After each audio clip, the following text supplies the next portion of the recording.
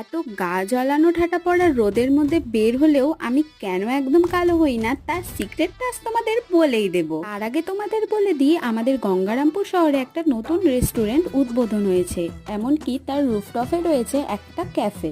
না, এটা কোনো প্রমোশনাল ভিডিও নয়, আমি গিয়েছিলাম একটা ইনভিটেশনে, তাই ভাবলাম তোমাদের সাথে শেয়ার করি। আমি যেখানে যোগা শিখতাম সেখানকার এক মেম্বারের আজ বার্থডে ছিল। যেহেতু এখন দিনের বেলায়, তবে তোমরা যদি রাতের বেলায় আসতে চাও তাহলে আসতে পারো, রুফটপটা তখন আরো ভালো লাগে দেখতে। আমরা ঠিক করেছিলাম উপরে করব সেলিব্রেশন আর সেকেন্ড ফ্লোরে হবে খাওয়া দাওয়া। আমাদের যোগা ব্যাচের সব থেকে ছোট মেম্বার আমাদের সুরের আজ বার্থডে। এতদিন শুনে এসেছি ভালোবাসা আর বন্ধুত্বের কোনো বয়স হয় না, সেটা আমি এদের সঙ্গে মিশেই বুঝতে পেরেছি।